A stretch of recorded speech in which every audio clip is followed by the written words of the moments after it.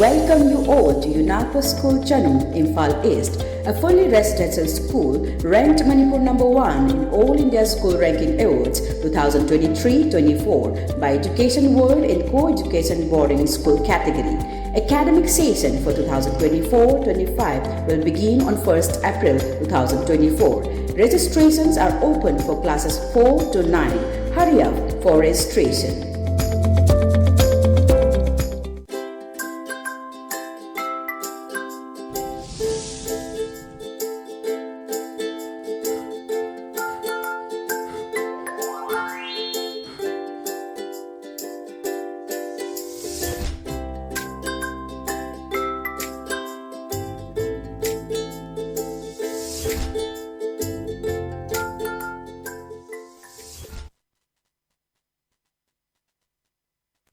ELITETV test of cartoon mahau ming tavrib su ahma taram chari mori nga sim phala phungu pause singi cartoon singda cartoonist na kari hanang ni ba kari phonong ni ba kari wakal khalal ni ba habdo emiam sanwa thamjage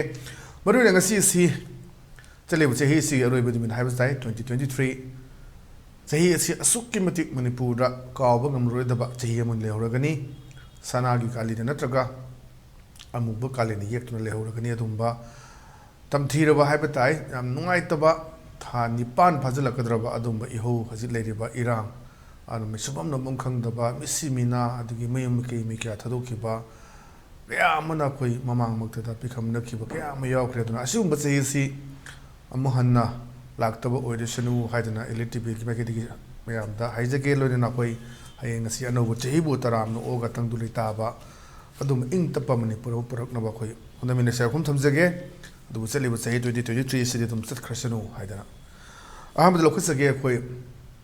sangai express ki othok panita haisida othok panita hai ba cartoon sida yengbiu ji anobo chahi lakpaga loina na khoi tuan tuan bang si bye bye habituni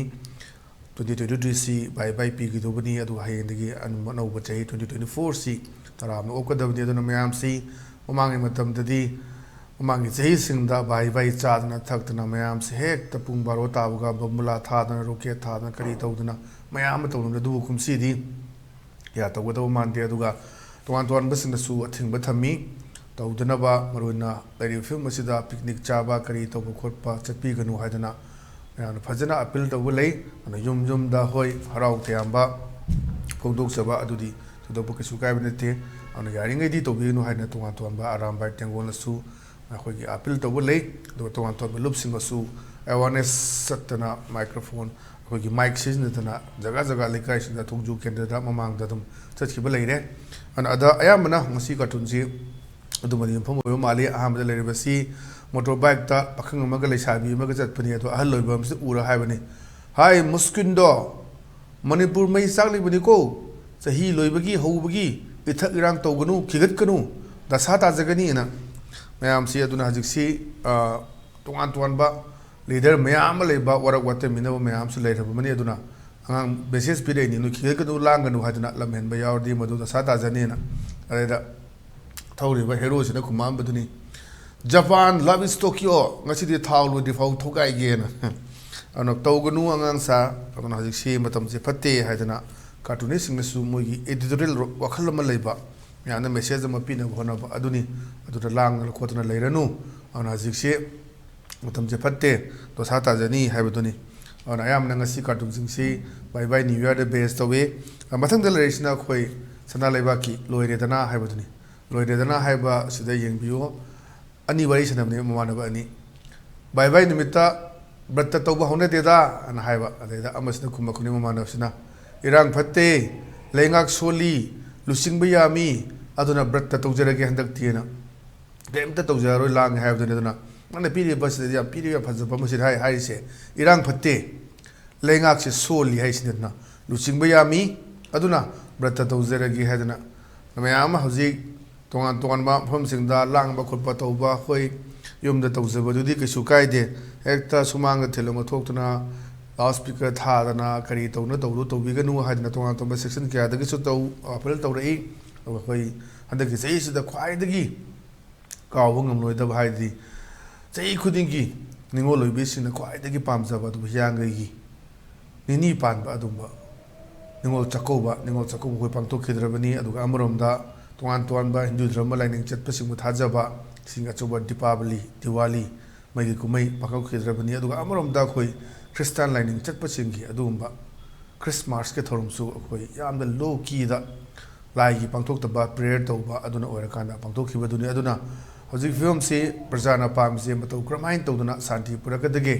ꯁꯥꯟꯇꯤ ꯄꯨꯔꯛꯅꯕ ꯍꯣꯠꯅꯕꯤꯌꯨ ꯍꯥꯏꯕꯗꯨꯅꯤ ꯑꯗꯨꯅ ꯍꯧꯖꯤꯛꯁꯤ ꯃꯥꯅ ꯍꯥꯏꯁꯤꯅꯤ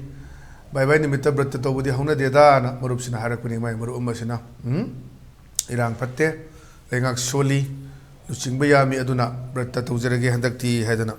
ꯃꯥꯒꯤ ꯋꯥꯈꯜꯂꯣꯟꯗ ꯊꯝꯃꯛꯄꯅꯤ ꯌꯥꯝꯅ ꯐꯖꯕ ꯃꯊꯪꯗ ꯂꯩꯔꯤꯁꯤꯅ ꯑꯩꯈꯣꯏ ꯄꯣꯛꯅꯐꯝꯒꯤ ꯕꯥꯂꯣꯍꯣꯏ ꯍꯥꯏꯕꯗꯨꯅꯤ ꯕꯥꯂꯣꯍꯣꯏ ꯑꯁꯤꯗ ꯑꯍꯜ ꯑꯅꯤꯒ ꯋꯥꯔꯤ ꯁꯥꯟꯅꯕꯅꯤ ꯑꯁꯤꯕꯨꯔꯥ ꯑꯩꯈꯣꯏꯅ ꯄꯥꯜꯂꯤꯉꯩꯗ ꯅꯨꯡꯉꯥꯏꯍꯧꯔꯣ ꯍꯥꯏꯗꯣꯅ ꯃꯌꯥꯝꯅ ꯈꯪꯅꯔꯕꯅꯤ ꯀꯅꯥꯅ ꯅꯨꯡꯉꯥꯏꯍꯧꯔꯣ ꯑꯩꯈꯣꯏ ꯂꯩꯕꯥꯛ ꯑꯩꯈꯣꯏꯅ ꯄꯥꯜꯂꯤꯉꯩꯗ ꯃꯇꯝ ꯆꯥꯅ ꯍꯦꯛꯍꯧꯔꯣ ꯍꯩ ꯍꯥꯏꯗꯅ ꯂꯥꯎꯈꯤꯕ ꯃꯌꯥꯝ ꯑꯃ ꯄꯕ꯭ꯂꯤꯛ ꯄ꯭ꯂꯦꯠꯐꯣꯝꯗ ꯂꯥꯎꯈꯤꯕ ꯃꯌꯥꯝꯗꯨꯅꯤ ꯑꯗꯣ ꯁꯤ ꯊꯣꯛꯂꯛꯀꯅꯤꯁꯨ ꯈꯪꯄꯣꯟꯇꯦ ꯑꯗꯨꯅ ꯂꯤꯗꯔ ꯑꯁꯤꯗꯤ ꯑꯗꯨꯝ ꯂꯥꯎꯈꯤꯕ ꯇꯥꯕꯅꯤ ꯃꯇꯝꯗꯨꯗꯗꯤ ꯌꯥꯝ ꯐꯔꯤꯕ ꯌꯥꯝ ꯅꯨꯡꯉꯥꯏꯕ ꯃꯇꯝꯅꯤꯅ ꯑꯗꯨꯅ ꯃꯤꯑꯣꯏꯕꯁꯦ ꯈꯨꯕꯥꯛ ꯈꯨꯅꯝꯗꯅꯤ ꯍꯥꯏꯁꯤꯅꯤ ꯑꯗꯨꯅ ꯍꯌꯦꯡ ꯀꯔꯤ ꯃꯤꯀꯨꯞ ꯉꯥꯏꯍꯥꯛꯀꯤ ꯃꯤꯀꯨꯞꯇ ꯀꯔꯤ ꯊꯣꯛꯀꯗꯒꯦ ꯈꯪꯕ ꯉꯝꯗꯦ ꯑꯗꯨꯅ ꯑꯁꯤꯕꯨꯔꯥ ꯑꯩꯈꯣꯏꯅ ꯄꯥꯜꯂꯤꯉꯩꯗ ꯅꯨꯡꯉꯥꯏꯍꯧꯔꯣ ꯍꯥꯏꯗꯨꯅ ꯑꯗ ꯃꯔꯨꯞ ꯑꯃꯁꯤꯅ ꯈꯨꯝꯃꯦ ꯑꯍꯜ ꯑꯃꯁꯤꯅ ꯅꯨꯡꯉꯥꯏꯔꯦ ꯅꯍꯥ ꯃꯈꯩꯅ ꯂꯥꯟꯕꯟꯗ ꯅꯨꯄꯤ ꯃꯈꯩꯅ ꯃꯩꯔꯥ ꯄꯥꯏꯗꯨꯅ ꯇꯨꯝꯗ ꯆꯥꯗ ꯇꯧꯔꯤꯁꯤ ꯑꯣꯏꯔꯝꯒꯅꯤ ꯅꯨꯡꯉꯥꯏꯔꯣ ꯍꯥꯏꯗꯦ ꯑꯗꯨꯅ ꯍꯧꯖꯤꯛꯁꯤ ꯑꯗꯨꯝ ꯇꯁꯦꯡꯕꯅꯤ ꯀꯥꯔꯇꯨꯟꯁꯤꯅ ꯊꯝꯃꯛꯏꯁꯦ ꯍꯧꯖꯤꯛ ꯅꯍꯥꯉꯩꯅ ꯍꯧꯖꯤꯛ ꯂꯥꯟꯕꯟ ꯉꯥꯛꯇꯨꯅ ꯂꯩ ꯏꯪꯈ꯭ꯔꯕ ꯃꯇꯝꯁꯤꯗ ꯑꯩꯈꯣꯏ ꯂꯥꯟꯕꯟ ꯉꯥꯛꯇꯨꯅ ꯉꯔꯥꯡꯁꯨ ꯑꯩꯈꯣꯏ ꯈꯨꯜ ꯉꯥꯛꯄ ꯑꯃ ꯀꯨꯀꯤ ꯃꯤꯂꯤꯇꯔꯤꯁꯤꯅ ꯀꯥꯞꯄꯛꯄꯗ ꯄꯥꯟꯕꯗꯒꯤ ꯏ ꯊꯣꯛꯄꯒꯤ ꯆꯥꯡꯗꯣ ꯍꯦꯟꯃꯟꯈꯤꯗꯅ ꯂꯥꯏꯀꯠꯅꯕ ꯉꯝꯗꯅ ꯂꯩꯈꯤꯗꯕꯅꯤ ꯃꯌꯥꯡꯂꯥꯡꯁꯤꯗꯒꯤ ꯖꯦꯝꯁ ꯑꯗꯨꯅ ꯁꯤꯒꯨꯝꯕ ꯃꯌꯥꯝ ꯑꯃ ꯍꯧꯖꯤꯛ ꯊꯣꯛꯏ ꯍꯧꯖꯤꯛ ꯏꯃꯥ ꯏꯕꯦꯜ ꯃꯌꯥꯝ ꯑꯃ ꯍꯧꯖꯤꯛ ꯇꯨꯝꯗ ꯆꯥꯗꯅ ꯑꯍꯤꯡ ꯒꯥꯏꯔꯛꯇꯨꯅ ꯂꯩꯔꯤ ꯅꯤꯡꯊꯝꯊꯥꯒꯤ ꯏꯪꯈ꯭ꯔꯕ ꯃꯇꯝꯁꯤꯗ ꯃꯣꯝꯄꯥꯛꯁꯨ ꯊꯥꯗꯦ ꯆꯔꯨ ꯈꯔ ꯊꯥꯅꯤ ꯑꯗꯒꯤ ꯀꯣꯏꯂꯥꯁꯇ ꯇꯨꯝꯕꯁꯨ ꯌꯥꯎꯅꯤ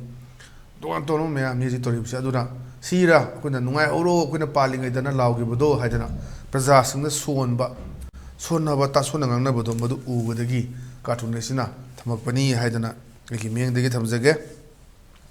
ꯃꯊꯪꯗ ꯂꯩꯔꯤꯁꯤꯅ ꯑꯩꯈꯣꯏ ꯍꯨꯏꯌꯦꯟ ꯄꯥꯎꯒꯤ ꯑꯁ ꯂꯣꯏꯔꯦ ꯍꯥꯏꯕꯗꯨꯅꯤ ꯑꯗꯩꯗ ꯁꯤꯅ ꯑꯩꯈꯣꯏ ꯄꯣꯂꯤꯇꯤꯛꯁ ꯂꯣꯝꯗ ꯈꯔ ꯆꯪꯍꯟꯕꯒꯤ ꯃꯃꯤ ꯇꯥꯔꯦ ꯍꯪꯉꯣꯏꯁꯤꯡꯗꯨ ꯀꯔꯝ ꯇꯧꯔꯤ ꯁꯦꯀ꯭ꯔꯦꯇꯔꯤ ꯍꯥꯏꯅ ꯁꯦꯀ꯭ꯔꯦꯇꯔꯤꯁꯤꯅ ꯈꯨꯝꯃꯛꯄꯅꯤ ꯍꯪꯉꯣꯏ ꯑꯃꯠꯇ ꯈꯣꯡꯗ꯭ꯔꯦ ꯄ꯭ꯔꯁꯤꯗꯦꯟ ꯑꯅ ꯍꯧꯖꯤꯛꯀꯤ ꯅꯍꯥꯟꯋꯥꯏ ꯏꯔꯥꯡ ꯇꯧꯔꯝꯕ ꯃꯗꯨꯅ ꯂꯤꯗꯔꯁꯤꯞ ꯁꯤꯟꯕꯒꯤ ꯀꯔꯤ ꯇꯧꯕꯒꯤ ꯑꯃꯒꯤ ꯇꯧꯕꯒꯤ ꯀꯦꯝ ꯇꯧꯅꯕꯒꯤ ꯀꯥꯏꯅ ꯃꯦꯗꯤꯌꯥꯗ ꯔꯤꯄꯣꯔꯠ ꯇꯧꯈꯤꯕ ꯃꯌꯥꯝꯁꯤꯡꯗꯨꯅꯤ ꯑꯗꯨꯅ ꯂꯩꯕꯥꯛꯀꯤ ꯑꯣꯏꯔꯤꯕ ꯍꯧꯖꯤꯛ ꯐꯤꯕꯝꯁꯤꯗꯗꯤ ꯑꯗꯨꯒꯨꯝꯕꯒꯤ ꯆꯣꯡꯊꯣꯛ ꯆꯣꯡꯁꯤꯟꯒꯤ ꯀꯔꯤꯒꯤ ꯇꯧꯕꯗꯣ ꯑꯝꯇ ꯎꯗ꯭ꯔꯦ ꯅ ꯀꯩ ꯂꯩꯔꯦ ꯁꯦꯀ꯭ꯔꯦꯇꯔꯤ ꯍꯥꯏ ꯀꯥꯟꯗ ꯍꯧꯖꯤꯛꯇꯤ ꯍꯪꯉꯣꯏꯁꯤꯡꯁꯦ ꯑꯃꯠꯇ ꯈꯣꯡꯗ꯭ꯔꯦ ꯍꯥꯏꯅ ꯑꯗꯨꯅ ꯍꯧꯖꯤꯛ ꯂꯩꯕꯥꯛꯀꯤ ꯐꯤꯕꯝꯁꯤꯗꯅꯤ ꯍꯧꯖꯤꯛ ꯑꯣꯏꯔꯤꯕ ꯐꯤꯕꯝꯁꯤꯗ ꯌꯥꯝꯅ ꯐꯖꯕ ꯋꯥꯍꯟꯊꯣꯛ ꯂꯩꯕ ꯀꯥꯔꯇꯨꯟꯅꯤ ꯍꯥꯏꯅ ꯊꯝꯖꯒꯦ ꯃꯊꯪꯗ ꯂꯩꯔꯤꯁꯤꯅ ꯑꯩꯈꯣই ꯏꯁꯇꯦꯜ ꯑꯦꯛꯁꯄ꯭ꯔꯦꯁꯀꯤ ꯅꯩꯔꯦ ꯍꯥꯏꯕꯗꯨꯅꯤ ꯅꯩꯔꯦ ꯍꯥꯏꯁꯤꯗ ꯅ꯭ꯌꯨ ꯏꯌꯔ ꯕꯥꯏꯒꯤ ꯁꯦꯜ ꯄꯤꯌꯨ ꯍꯥꯏꯔꯝꯕꯅꯤ ꯍꯧꯖꯤꯛꯇ ꯃꯄꯥ ꯃꯆꯥ ꯋꯥꯔꯤ ꯁꯥꯟꯅꯕꯅꯤ ꯑꯗꯩꯗ ꯃꯄꯥꯁꯤꯅ ꯀꯨꯝꯃꯦ ꯍꯧꯖꯤꯛꯀꯥꯟꯁꯦ ꯋꯥꯔꯛ ꯋꯥꯇꯤꯟꯃꯤꯟꯅꯕ ꯌꯥꯝꯅ ꯊꯣꯛꯈ꯭ꯔꯕꯅꯤ ꯀꯣꯏꯕ ꯁꯥꯟꯕ ꯆꯠꯄ ꯌꯥꯔꯦ ꯍꯥꯏꯌꯨ ꯑꯅ ꯃꯃꯥꯁꯤꯅ ꯅ꯭ꯌꯨ ꯏꯌꯔ ꯕꯥꯏꯒꯤ ꯄꯩꯁꯥ ꯄꯤꯔꯝꯃꯨ ꯍꯥꯏꯔꯝꯕꯅꯤ ꯅꯆꯥꯅꯨꯄꯥꯗꯨ ꯑꯩꯇ ꯅꯠꯇ꯭ꯔꯒ ꯅꯆꯥꯅꯨꯄꯤꯗꯨ ꯑꯅ ꯍꯥꯏꯔꯕ ꯂꯧꯕ ꯌꯥꯔꯦ ꯅꯨꯄꯥꯁꯤ ꯅꯨꯄꯤꯁꯨ ꯍꯧꯖꯤꯛ ꯏꯟꯖꯣꯏ ꯇꯧꯕ ꯃꯌꯥꯝ ꯑꯃ ꯑꯩꯈꯣꯏ ꯊꯦꯡꯅꯔꯦ ꯑꯗꯨꯅ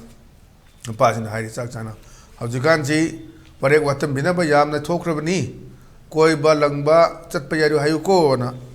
ꯍꯧꯖꯤꯛꯁꯤ ꯑꯗꯨꯅ ꯅ꯭ꯌꯨ ꯏꯌꯔ ꯕꯥꯏꯒꯤ ꯉꯁꯥꯏꯁꯨ ꯌꯥꯎꯗꯨꯅꯤ ꯕꯥꯏꯛ ꯇꯣꯡꯉꯒ ꯊꯧꯕ ꯃꯌꯥꯝ ꯑꯃ ꯑꯗꯒꯤ ꯑꯩꯗꯤ ꯕ꯭ꯔꯠꯇ ꯇꯧꯖꯔꯅꯤ ꯕꯥꯏꯁꯤꯗꯤꯅ ꯍꯥꯏꯕ ꯃꯌꯥꯝ ꯑꯃ ꯂꯩꯕꯗꯨꯅꯤ ꯑꯗꯨꯅ ꯁꯤꯒꯨꯝꯕ ꯃꯌꯥꯝ ꯑꯃ ꯉꯁꯤꯁꯤ ꯑꯩꯈꯣꯏ ꯀꯥꯔꯇꯨꯅꯤꯁꯁꯤꯡꯁꯦ ꯑꯗꯨꯋꯥꯏꯗ ꯑꯦꯝꯐꯦꯁꯤꯁ ꯄꯤꯔꯒ ꯃꯌꯥꯝꯗ ꯃꯦꯁꯦꯖ ꯑꯃ ꯄꯤ ꯃꯊꯪꯗ ꯂꯩꯔꯤꯁꯤꯅ ꯑꯩꯈꯣꯏ ꯅꯍꯥꯔꯣꯜ ꯊꯧꯗꯥꯡꯒꯤꯅꯤ ꯅꯍꯥꯔꯣꯜ ꯊꯧꯗꯥꯡꯒꯤ ꯍꯋꯥꯗꯣ ꯂꯩꯔꯥꯡꯗꯣꯅ ꯑꯗꯩ ꯍꯥꯏꯔꯤꯁꯤ ꯂꯦꯝꯅ ꯊꯥꯔꯣꯏ 64 ꯁꯨꯈ꯭ꯔꯦ ꯍꯟꯗꯛꯀ 100 ꯂꯦꯝꯅ ꯊꯥꯔꯣꯏ ꯁꯦꯟꯆꯨꯔꯤꯅ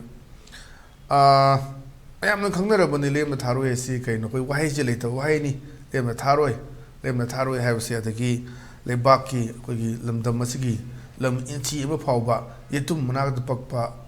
ꯂꯝ ꯃꯔꯤꯛ ꯑꯃꯐꯥꯎꯕ ꯄꯤꯔꯣꯏ ꯍꯥꯏꯕꯁꯤ ꯋꯥꯍꯩꯅꯤ ꯑꯗꯨꯅ ꯂꯦꯝꯅ ꯊꯥꯔꯣꯏ ꯅꯣꯠ ꯁ꯭ꯄꯤꯌꯔ ꯍꯥꯏꯕꯗꯨꯅꯤ ꯑꯗꯨꯅ ꯉꯁꯥꯏ ꯉꯔꯥꯡꯁꯨ ꯑꯩꯈꯣই ꯂꯨꯆꯤꯡꯕꯅ ꯍꯥꯏꯈꯤꯕꯗꯨꯅꯤ ꯑꯗꯨꯗꯅꯤ ꯕꯦꯁ ꯇꯧꯔꯛꯑꯀꯥꯟꯗ ꯍꯥꯏꯔꯛꯏꯁꯦ ꯂꯦꯝꯅ ꯊꯥꯔꯣꯏꯁꯦ 64 ꯁꯨꯈ꯭ꯔꯦ ꯑꯗꯨꯒ ꯍꯟꯗꯛꯀ ꯉꯔꯥꯡꯒꯤꯗꯨꯒ ꯊꯥꯔꯒ 100 ꯁꯨꯔꯦ ꯑꯗꯨꯅ ꯂꯦꯝꯅ ꯊꯥꯔꯣꯏ ꯁꯦꯟꯆꯨꯔꯤ ꯌꯩꯔꯦ ꯍꯥꯏꯗꯨꯅꯤ ꯑꯩꯈꯣꯏꯅ ꯀ꯭ꯔꯤꯀꯦꯠꯇꯒꯗꯤ ꯌꯥꯝꯅ ꯐꯖꯕ ꯋꯥꯟ ꯗꯦꯗ ꯅꯠꯇ꯭ꯔꯒ ꯇꯦꯁ ꯃꯦꯠꯆꯇ 100 ꯌꯩꯕ ꯒꯥꯏꯁꯤ ꯌꯥꯝꯅ ꯐꯖꯕꯅꯤ ꯑꯗꯨꯅ ꯁ꯭ꯋꯥꯏꯁꯤꯗꯅꯤ प्रजासिंगना करी फाउरी इहुल्लदु एनी पॉजिटिव क्रिटिसिज्म पिरक मतमदा वरौदबा खोतबा सिना ख्वाइदगी फबनी अदुना वरौबा पुलौबा लेरदबदा करीनो प्रजाना करी हाइरी आइगिना सोइबा करीनो इने हाइजबदु ꯑꯩꯒꯤ ꯅꯪꯒꯟꯗ ꯄꯛꯄ ꯐꯠꯇꯕꯁꯦ ꯅꯠꯇ꯭ꯔꯒ ꯑꯩ ꯐꯨꯔꯤꯠꯇ ꯄꯛꯄ ꯑꯩꯒꯤ ꯐꯨꯔꯤꯠꯇ ꯆꯨꯕ ꯑꯁꯤ ꯑꯩ ꯎꯔꯣꯏ ꯑꯩꯅ ꯃꯤꯡꯖꯦꯜ ꯊꯥꯡꯖꯤꯜꯂꯁꯨ ꯑꯃ ꯇꯧꯔꯁꯨ ꯋꯥꯒꯅꯤ ꯌꯥꯝꯅ ꯑꯗꯨꯅ ꯑꯩꯉꯣꯟꯗ ꯑꯩꯒꯤ ꯎꯕꯤꯔꯤꯕ ꯑꯩꯒꯤ ꯇꯨꯡꯗ ꯂꯩꯕ ꯃꯤꯗꯨꯅ ꯍꯥꯏꯔꯛꯄ ꯑꯗꯨꯃꯥꯏꯅ ꯄ꯭ꯔꯖꯥꯁꯤꯡꯅ ꯍꯥꯏꯔꯛꯄ ꯋꯥꯐꯝꯁꯤꯡꯗꯨ ꯀꯔꯤꯅꯣ ꯄ꯭ꯔꯖꯥꯁꯤꯡꯅ ꯍꯥꯏꯔꯤꯁꯦ ꯆꯤꯡꯗꯒꯤ ꯅꯣꯡꯃꯩ ꯀꯥꯞꯊꯔꯛꯑꯒ ꯀꯔꯤꯒꯤ ꯇꯝꯄꯥꯛꯇ ꯑꯣꯄꯔꯦꯁꯟ ꯇꯧꯔꯤꯅꯣ ꯍꯥꯏꯕꯁꯤꯁꯨ ꯋꯥꯍꯪ ꯑꯃꯅꯤ ꯑꯗꯨꯅ ꯁ꯭ꯋꯥꯏꯁꯤꯗ ꯅꯪ ꯍꯥꯏꯗꯨꯅꯤ ꯍꯦꯛ ꯑꯩꯈꯣꯏ ꯃꯁꯦꯜ ꯉꯥꯛꯇꯅꯤ ꯑꯩꯈꯣꯏ ꯏꯔꯣꯝꯗꯝꯁꯤꯒꯤ ꯉꯥꯛꯇꯅꯤ ꯍꯥꯏꯗꯅ ꯈꯨꯗꯛꯇ ꯍꯦꯛ ꯊꯥꯗꯅ ꯒꯣꯔꯣ ꯒꯣꯔꯣ ꯇꯧꯕꯁꯨ ꯄꯥꯝꯗꯦ ꯍꯥꯏꯗꯅ ꯉꯔꯥꯡ ꯆꯤꯐ ꯃꯤꯅꯤꯁꯇꯔꯁꯨ ꯐꯣꯡꯗꯣꯛꯄ ꯂꯩꯕꯗꯨꯅꯤ ꯑꯗꯨꯒꯤ ꯐꯤꯕꯝꯁꯤꯗꯅꯤ ꯍꯧꯖꯤꯛ ꯂꯩꯔꯤꯕ ꯐꯤꯕꯝꯁꯦ ꯑꯗꯨꯅ ꯂꯦꯝꯅ ꯊꯥꯔꯣꯏ ꯁꯦꯟꯆꯨꯔꯤ ꯌꯩꯈꯤꯕꯒꯤ ꯋꯥꯐꯝꯅꯤ ꯃꯊꯪꯗ ꯂꯩꯔꯤꯁꯤꯅ ꯑꯩꯈꯣꯏ ꯃꯅꯤꯄꯨꯔ ꯅ꯭ꯌꯨꯁꯀꯤ ꯗꯁꯥꯅꯤ ꯍꯥꯏꯕꯗꯨꯅꯤ ꯍꯧꯖꯤꯛꯀꯥꯟꯁꯤ ꯑꯗꯨꯝ ꯐꯣꯟ ꯀꯣꯜ ꯃꯌꯥꯝ ꯑꯃ ꯂꯥꯛꯄꯅꯤ ꯑꯗꯨꯝ ꯐ꯭ꯔꯣꯗ ꯃꯌꯥꯝ ꯑꯃꯁꯨ ꯌꯥꯎꯕꯅꯤ ꯑꯗꯨꯝ ꯃꯥꯏꯗ ꯐꯣꯟ ꯂꯥꯛꯄꯗꯨꯅꯤ ꯑꯩꯒꯤ ꯐꯣꯟ ꯅꯝꯕꯔꯁꯤ ꯀꯔꯣꯔ ꯑꯃ ꯐꯥꯎꯔꯦꯕ ꯑꯣ ꯑꯗꯨ ꯇꯥꯏ ꯅꯪ ꯂꯧꯖꯔꯣ ꯍꯧꯖꯤꯛ ꯇꯣꯉꯥꯟ ꯇꯣꯉꯥꯟꯅ ꯃꯦꯁꯦꯖ ꯂꯥꯛꯄ ꯅꯪꯒꯤ ꯁꯨꯃꯥꯏꯅ ꯐꯥꯎꯔꯦ ꯈꯣꯠꯂꯦꯅ ꯑꯗ ꯀꯅꯥꯒꯨꯝꯕꯁꯤꯅ ꯃꯗꯨ ꯈꯪꯗꯅ ꯑꯗꯒꯤ ꯐꯦꯁꯕꯨꯛꯄꯨ ꯑꯣꯏꯔꯣ ꯑꯗꯒꯤ ꯌꯨꯇ꯭ꯌꯨꯕꯄꯨ ꯑꯣꯏꯔꯣ ꯀꯔꯤꯅꯣ ꯍꯥꯏꯔꯀꯥꯟꯗ ꯐꯦꯁꯕꯨꯛꯁꯨ ꯑꯗꯒꯤ ꯑꯃꯔꯣꯝꯗ ATMꯒꯤ ꯅꯪꯒꯤ ATM ꯀꯥꯔꯗꯁꯤ ꯌꯥꯗ꯭ꯔꯦ ꯑꯗꯨ ꯃꯁꯤ ꯕ꯭ꯂꯣꯛ ꯇꯧꯔꯅꯤ ꯅꯪꯒꯤ ꯑꯗꯨ ꯊꯥꯔꯛꯑꯣ ꯔꯤꯅ꯭ꯌꯨ ꯇꯧꯅꯕ ꯀꯥꯏ ꯍꯥꯏꯕ ꯃꯌꯥꯝ ꯑꯃ ꯑꯗꯨ ꯁꯨꯝꯕ ꯐ꯭ꯔꯣꯗ ꯃꯌꯥꯝꯁꯤ ꯊꯥꯖꯗꯅꯕ ꯍꯧꯖꯤꯛ ꯃꯌꯥꯝ ꯂꯥꯛꯄꯅꯤ ꯂꯣꯇꯔꯤ ꯂꯨꯄꯥ ꯀ꯭ꯔꯣꯔ ꯑꯁꯨꯛ ꯐꯥꯎꯔꯦ ꯑꯗꯨ ꯐꯥꯎꯔꯦꯅ ꯑꯗꯨꯅ ꯑꯗꯨ ꯃꯌꯥꯝꯗꯨꯗꯅꯤ ꯃꯦꯁꯦꯖ ꯂꯥꯛꯄ ꯃꯌꯥꯝꯗꯨꯗ ꯃꯥꯅ ꯁꯥꯎꯅꯤꯡꯗꯅ ꯐꯔꯦ ꯑꯩꯒꯤ ꯂꯨꯄꯥ ꯀ꯭ꯔꯣꯔ ꯑꯃ ꯑꯩ ꯅꯝꯕꯔꯁꯤꯗ ꯐꯥꯎꯔꯦꯕ ꯑꯗꯨ ꯇꯥꯔꯗꯤ ꯅꯪ ꯂꯧꯖꯔꯣꯅ ꯁꯤꯒꯨꯝꯕ ꯃꯌꯥꯝ ꯑꯃ ꯂꯩ ꯑꯗꯨꯅ ꯐ꯭ꯔꯣꯗ ꯃꯌꯥꯝꯗꯒꯤ ꯆꯦꯛꯁꯤꯟꯕꯤꯅꯕ ꯁꯤꯁꯨ ꯑꯆꯧꯕ ꯑꯄꯤꯜ ꯑꯃꯅꯤ ꯍꯥꯏꯗꯅ ꯁꯤ ꯀꯥꯔꯇꯨꯟꯒꯤ ꯈꯨꯊꯥꯡꯗ ꯊꯝꯃꯛꯄꯅꯦꯅ ꯊꯝꯖꯒꯦ ꯃꯊꯪꯗ ꯂꯩꯔꯤꯁꯤꯅ ꯑꯩꯈꯣꯏ ꯄꯤꯄꯜꯁ ꯀ꯭ꯔꯣꯅꯤꯀꯜꯒꯤꯅꯤ ꯁꯟꯗꯦ ꯁ꯭ꯄꯣꯏꯂꯔꯁꯦ ꯃꯄꯥꯟꯗꯒꯤ ꯂꯥꯛꯄ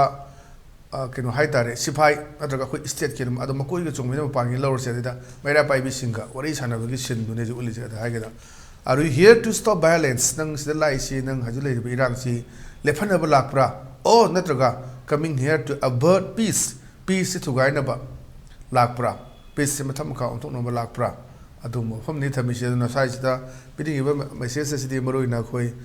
ꯂꯥꯛꯏꯕ ꯇꯣꯉꯥꯟ ꯇꯣꯉꯥꯟꯕ 70,000 ꯍꯦꯛ ꯍꯧꯔꯛꯄꯒꯤ ꯃꯦ 3ꯒꯤ ꯏꯔꯥꯡꯗꯒꯤ ꯃꯦ 6-9 ꯑꯗꯩ ꯆꯪꯉꯛꯈꯤꯕꯁꯤꯡꯗꯨ ꯀꯗꯥꯏꯗ ꯂꯩꯈ꯭ꯔꯦ ꯀꯃꯥꯏꯅ ꯇꯧꯔꯤ ꯍꯥꯏꯕꯁꯤ ꯍꯣꯏ ꯃꯣꯏꯒꯤ ꯁ꯭ꯇ꯭ꯔꯦꯇꯦꯖꯤ ꯇꯣꯉꯥꯟ ꯂꯩꯕ ꯃꯌꯥꯝ ꯑꯃ ꯂꯩꯔꯝꯒꯅꯤ ꯑꯗꯣ ꯄ꯭ꯔꯖꯥꯁꯤꯡꯅꯗꯤ ꯄꯦꯟꯗ꯭ꯔꯕ ꯃꯄꯥꯟꯗꯒꯤ ꯂꯥꯛꯄꯁꯤꯡ ꯑꯗꯨ ꯉꯔꯥꯡꯁꯨ ꯁꯣꯁꯤꯌꯦꯜ ꯃꯦꯗꯤꯌꯥꯗ ꯚꯥꯏꯔꯦꯜ ꯑꯣꯏꯕ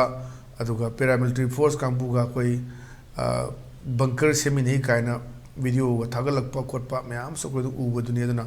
ꯁꯦꯟꯇ꯭ꯔꯦꯜ ꯐꯣꯔꯁꯁꯤꯡꯁꯤꯗ ꯃꯣꯏꯅ ꯊꯥꯖꯕ ꯊꯝꯂꯤꯁꯤ ꯀꯔꯤꯒꯤꯅꯣ ꯍꯥꯏꯕꯁꯤꯁꯨ ꯁꯦꯟꯇ꯭ꯔꯦꯜ ꯐꯣꯔꯁꯁꯤꯅ ꯈꯪꯕ ꯃꯊꯧ ꯇꯥꯏ ꯍꯥꯏꯗꯅ ꯑꯗꯨꯝ ꯑꯆꯧꯕ ꯃꯦꯁꯦꯖ ꯄꯤꯕ ꯀꯥꯔꯇꯨꯟꯅꯤ ꯍꯥꯏꯅ ꯊꯝꯖꯒꯦ ꯑꯗꯨꯅ ꯉꯁꯤꯒꯤꯗꯤ ꯑꯗꯨꯝ ELITETVꯒꯤ ꯇꯦꯁ ꯑꯣꯐ ꯀꯥꯔꯇꯨꯟꯒꯤ ꯃꯍꯥꯎ ꯃꯇꯥꯡ ꯑꯁ꯭ꯋꯥꯏꯗ ꯂꯣꯏꯁꯤꯟꯖꯔꯦ ꯃꯤꯡ ꯇꯥꯕꯤꯔꯤꯕꯁꯤꯡꯕꯨ ꯑꯃꯨꯛ ꯀꯟꯅ ꯈꯨꯔꯨꯝꯖꯕꯒ ꯂꯣꯏꯅꯅ ꯀꯥꯏꯅꯅꯕ ꯊꯝꯖꯔꯤ ꯄꯤꯗꯕꯤꯔꯁꯤ